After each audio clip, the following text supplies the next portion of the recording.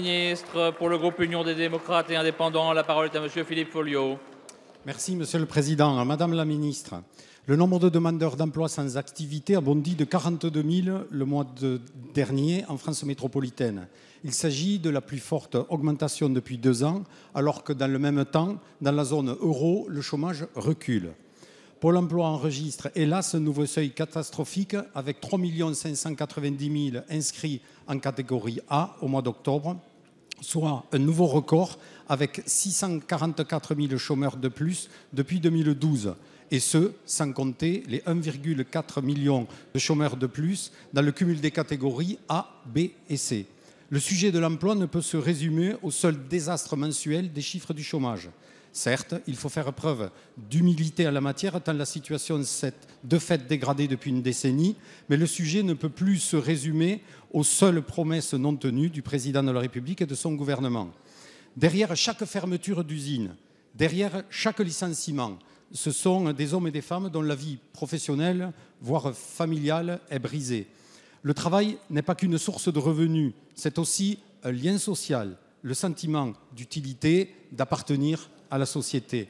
Madame la Ministre, en refusant aujourd'hui les propositions de l'UDI et toute discussion sur le temps du travail et la mise en place d'un contrat assoupli pour favoriser l'emploi dans les TPE, petites et moyennes entreprises, le gouvernement commet une lourde faute.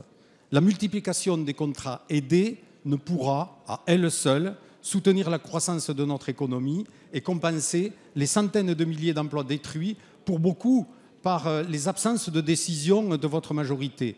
Aussi, ma question est simple. La hausse du chômage va-t-elle rester jusqu'en 2017 un des marqueurs forts de ce quinquennat?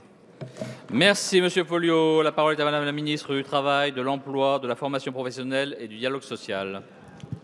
Merci Monsieur le Président, Mesdames et Messieurs les députés, Monsieur le député Folliot.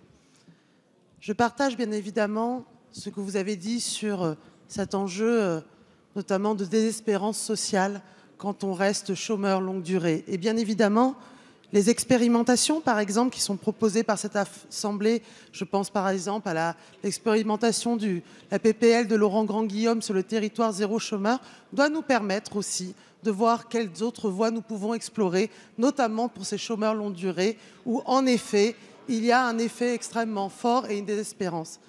Vous critiquez les emplois aidés. Je peux vous dire que pour ces chômeurs longue durée, justement, les contrats aidés, quand ils sont ciblés, quand ils sont également accompagnés d'une véritable formation, sont vraiment un très très bel outil pour ce type de personnes. Cela ne convient pas, bien sûr, à l'ensemble des publics demandeurs d'emploi. Mais avant tout cela, il faut que notre économie crée de l'emploi. Et le sens des réformes que nous menons avec Emmanuel Macron sur les nouvelles opportunités économiques, avec la loi que je vais porter qui vise à réformer le Code du travail en laissant plus de place à la négociation, à l'accord d'entreprise, l'accord de branche, essentiel sur les TPE, parce qu'en effet, ce sont les TPE et les PME qui créent de l'emploi dans notre pays. Il est essentiel que nous arrivions à simplifier les choses pour les TPE et les PME, et c'est le sens du projet de loi que je vais porter.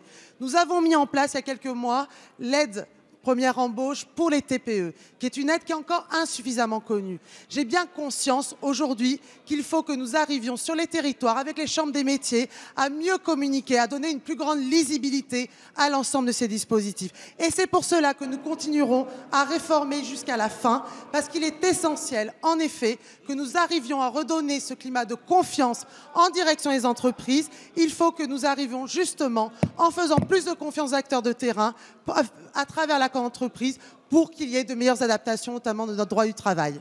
Merci madame la ministre.